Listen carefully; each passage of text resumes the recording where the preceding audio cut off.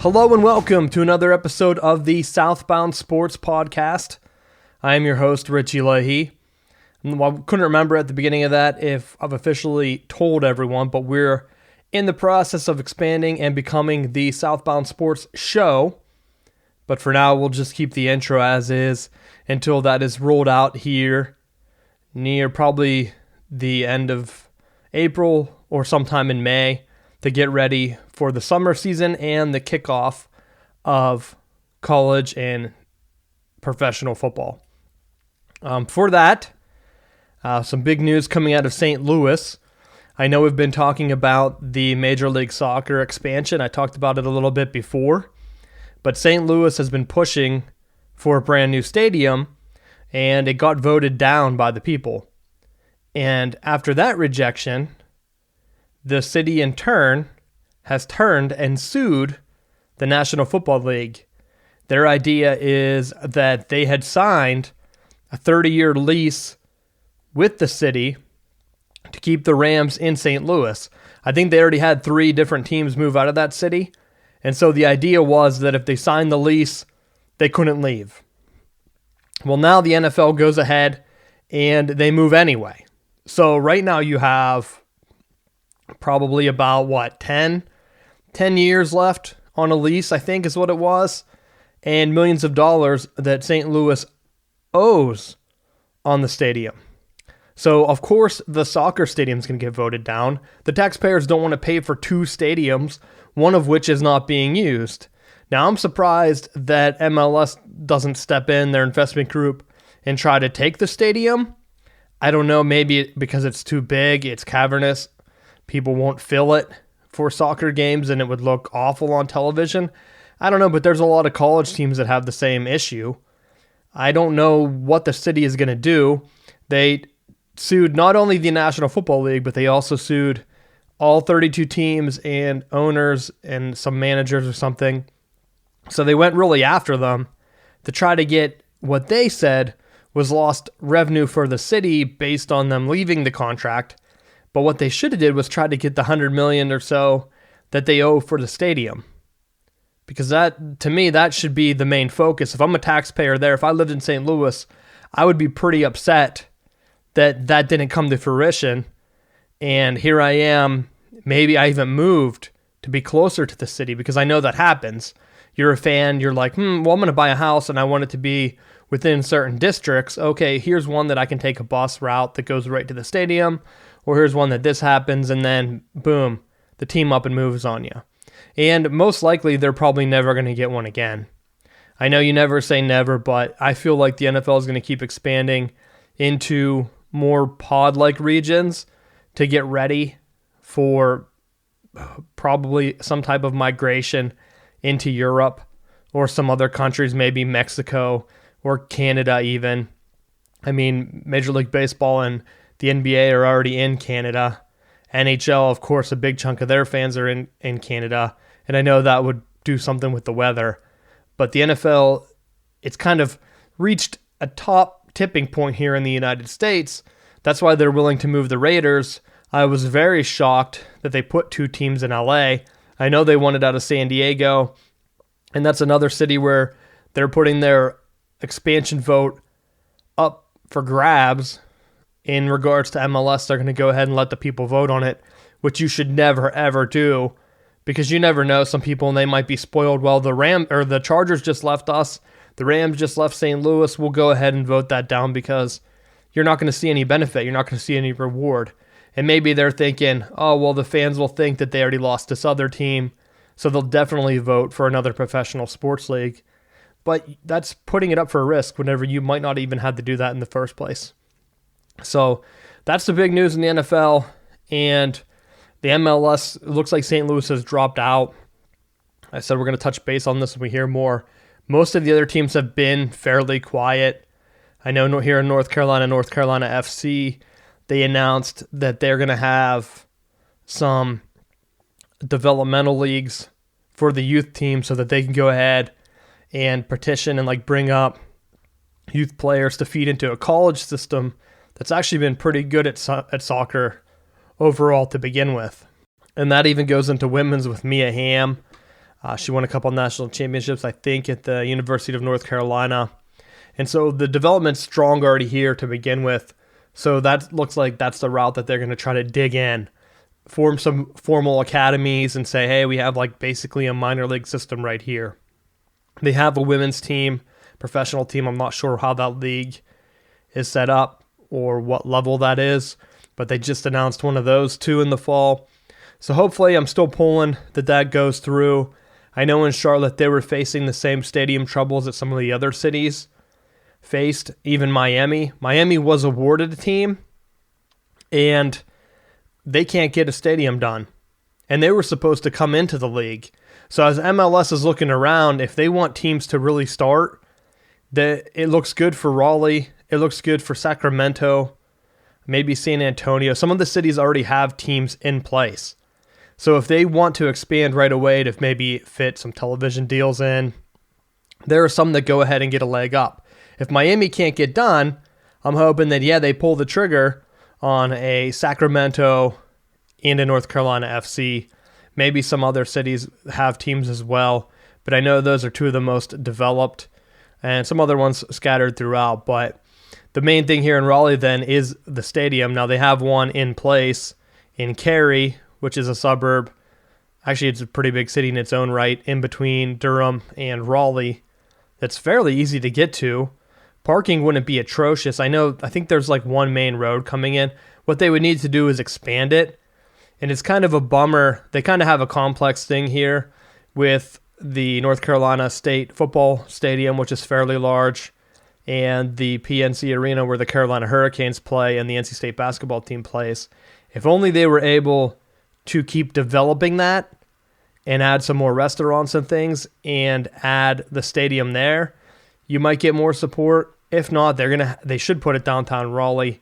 And I don't know if they're going to have the land or development for that, because that's the best place where you could go ahead and then give the real feel of a city. The Hurricanes are kind of out, like I said, in between the two to make it easier for commuting, which is great for weeknight games. But I think soccer's mainly on the weekends. I could be wrong. Major League Soccer, kind of like football. So if you want that, you want some type of nightlife component that you can bring with it. And talking about the NHL, Hurricanes were eliminated. And for the first time, the end of an era, the Red Wings were eliminated from the playoffs. Being a Detroit fan, I was disappointed in that, but it was bound to happen sometime. I think the Red Wings have a lot of good young players, and it's just going to take some flip over. Whenever you're in the playoffs every year, you're not able to reload with young talent. So, of course, bottoming out a few years to get some draft picks, some high top talent is bound to happen. Now, cycling in, the topic for this week, the NHL playoffs. The bracket is set. I'm going to go ahead and bring that up. What I don't like with the NHL playoffs, and maybe it's just me, but a lot of the games aren't on over-the-air television. And I don't mean to say that, hey, whatever, I'm not going to pay for a sports thing, but they're not consistent. So, like, here, I'll read off some of the networks, and these are just the ones for some series. So, like, if I was going to watch the Rangers and Canadiens, I would have to have USA, which is a cable channel, NBC Sports Network, right off the bat. They also broadcast them in on the Canadian broadcast one, but then they also have Sportsnet for them. So basically, I'm forced to pay. If I'm doing like a cord cutting thing and I'm on Slingbox or whatever, I'll just go ahead and type. So if you hear me typing, that's what I'm looking up. I'm going to see the channel listing because they do have two tiers. And maybe USA, maybe they're in. I don't know because that's the big one there. Is USA and NBC Sports Network. Most time, you're going to go ahead and have one or the other compared to just one or vice versa, some other network that you're going to be looking at in regards to where these games are going to be. And the one thing that I look at is going to be the NCAA basketball tournament. You have like all these TBS channels showing the games, but you kind of have to go back and forth between the channels. If you wanted to watch one game, it's a blowout, it's great. Then you can still flip back. But we're looking here at Sling TV, to circle back around. Now, they do have USA, and it is on the one with, I don't know, I don't actually see it. So here, on Sling TV, and that's a streaming thing, most people like my age, I don't want to pay for cable when I don't have a lot of time to watch the television as it is. Now, what I would like to do is keep live sports programming. When they're throwing them on these cable channels, it doesn't hurt them. They're trying to bring in more revenue. But what it does hurt is the league, and it hurts the fan. If I'm going to feel miffed, then I'm not going to go ahead and be a subscriber.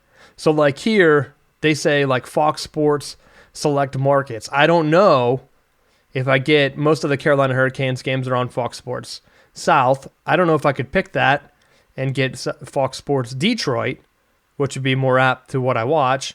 It does have NBC Sports Network on the other one. So I could get that package and have USA. So they're probably owned by the same thing. But they want you to pay to get that other game. And I know baseball started to do it. Very disappointing.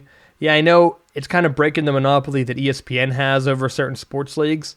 But as a sports fan overall, it hurts us.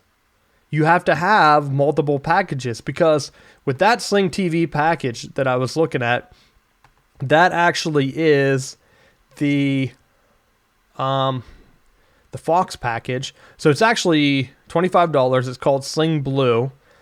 Sling Orange is $20, and you get ESPN. So off the bat, if I'm going to pay $25, I lose the ESPN channels. So if I'm a hockey fan and a college football fan, I can't watch both. And that's a bummer for me. And they don't have some of the other channels, like they don't have the Big Ten Network, which is a Michigan guy. I would have to pay for one of these packages.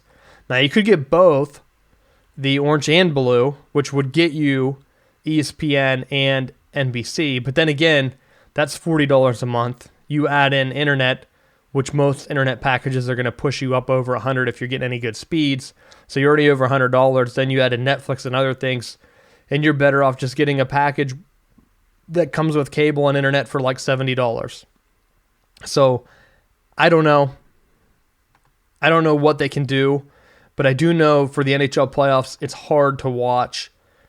But we'll run through the, and it's not hard to watch the game. It's just hard to find on television, so I'll get that straight. It's not hard to watch the sport. I like watching hockey. It's just the fact that they're all on different channels, and I'll read through some other ones. So NBC, one of the games for the Bruins is on the NHL Network, and they played the Senators. So you have to kind of buy their NHL Network, which is another cost to watch. And I'm pretty sure that if you buy a game on the NHL Network, it could be blacked out. Because last year, I bought the NHL Network because it was showcasing some of the games here, and it like blacked out the closest team to me. And so I had to cancel, which was a whole big deal because I bought it to watch. I forget what game we were trying to watch. It was either like the Penguins or the Red Wings, and being here in Carolina, the Hurricanes weren't in. Maybe it was someone playing the Capitals. Maybe the Capitals were the closest team. But anyway, I can't remember, but it blacked us out. So I paid $20, I think is what the cost was, or maybe it was $24 for the playoff package, which ridiculously is only a handful of games. So like here's another one, the Penguins and Blue Jackets. It was something like that last year. It was on the NHL Network. You pay for it, you would expect to get it, but then it still blacks you out when I'm hours away. So of course they're apologetic, like, oh yeah, sorry, you didn't know that there were still blackouts. Like, no.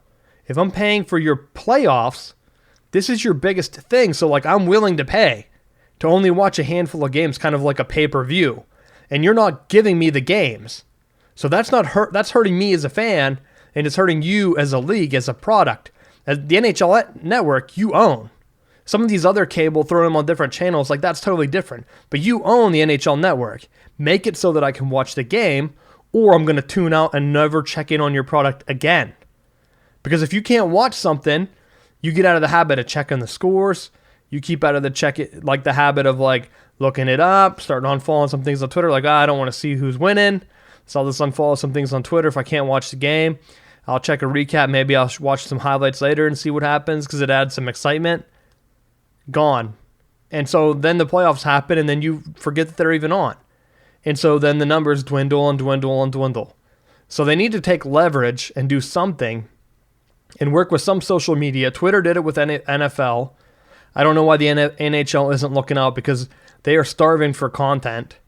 So they could do something like here, you can simulcast maybe one NHL playoff game a day.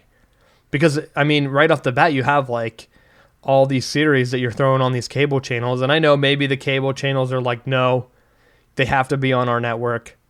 I don't know. But it's disappointing when I'm sitting here looking at the NHL Stanley Cup matchups and things and just thinking, oh, that'd be a good game to watch. And then I look and see that it's on a weird channel. Actually, the NHL official site shows you who their partners are. So here are the channels you need. NBC, NBC Sports Network, CNBC, which I'm not sure if that's like news or Canadian NBC. I don't know. USA or the NHL Network. So 5 different networks are broadcasting these games. And as a fan, I understand what they're doing, but the games don't really overlap, especially after the first couple rounds. And that's whenever they really start to shove them on the other networks. Like they'll split up the game between like NBC Sports Network or whatever. And they also showed some of the Stanley Cup on that. And years ago, that was unheard of. You always put the premier series on basic over-the-air network to get as many eyeballs as possible. And it just seems like they don't even care. But enough on that rant. We'll go ahead and end it with a run-through of the playoffs. The West, Chicago plays the Nashville Predators. Predators are the wild card.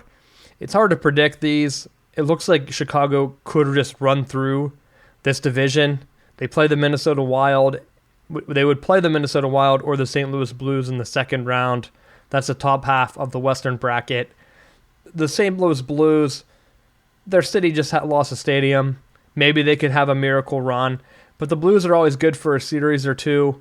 That Wild Blues series is probably going to be a really good series. And then either one will probably lose to the Blackhawks. In the lower half of the bracket, you have the Ducks playing the Calgary Flames. And Flames are the wild card. Again, the second matchup, Oilers and Sharks. That should be a good one. Sharks are the 3 seed. I could see them advancing to setting up a showdown with the Ducks. I just don't think the wild card in the West are as strong as the ones in the East. The East seemed like it was much more of a tighter race this year. There were a lot of teams that were in it at the end, and maybe, yeah, that means that it could be top-heavy, so I don't know. But on the East side, we have the Canadiens playing the Rangers. Rangers are the wild card. And then the second game in that bracket is the Ottawa Senators and the Boston Bruins. If this is as good a chance as any for the Canadiens to make the Final Four, you just can't trust them. And then the same with the second bracket here. The Capitals are the 1 seed in the lower half. They're playing the Maple Leafs. And the Penguins played the Blue Jackets, Columbus. That's going to be probably the best matchup in the opening round, Penguins and Blue Jackets. And to me, the best wild card team that has a chance for an upset in the first round are the Maple Leafs. And I'll go ahead and throw it down just because the Capitals, they choke so many times in the playoffs. It's hard to establish that culture of winning. And anytime a team gets in the playoffs and they've lost a couple, they start to play tight. And once they start to play tight, that's when upsets can happen. I don't think the Capitals escape out of the first or second round by far. I think the winner of the Penguins, Blue Jackets, are going to go ahead and win that series and propel them up into what should be the Canadiens, but you never know. So that's the bracket for this year. If you can find it, I hope you can watch it and enjoy it. But good luck with that because of the contract. We'll be back with more sports coverage next week. Again, in the coming weeks, we are expanding the site, expanding the show. So keep an eye out for that. The store should be live on the site. You can get some of our gear there. We set up with Spreadshirt. So check that out, and we'll be trying to get a little bit more. We're going to be adding some segments into the show. But for the Spreadshirt stuff, some of the logos and stuff, they look good print. I wanted you to be able to change the colors. So you can go ahead and if you click on the design, you can change the colors of the shirt and the colors of our logo. So if you're a Lakers fan, purple and gold, put it on there. Steelers fan, black and gold. If you want to make some other crazy colors, Michigan, maize and blue, make your shirt, make your logo match, something that you can wear when you're out and about. So feel free to change them. I think I have 6 different designs up there. So you get a little bit of a variety. Some of them you've seen before on our social media and stuff. Some of them you haven't. We've been having great engagement on social, so keep it up. People sharing stories and stuff that we post. And so if you have any comments, content you want put onto the site, please let us know. And we hope you enjoyed. We'll see you next week on the Southbound Sports Show. I am your host, Richie Leahy.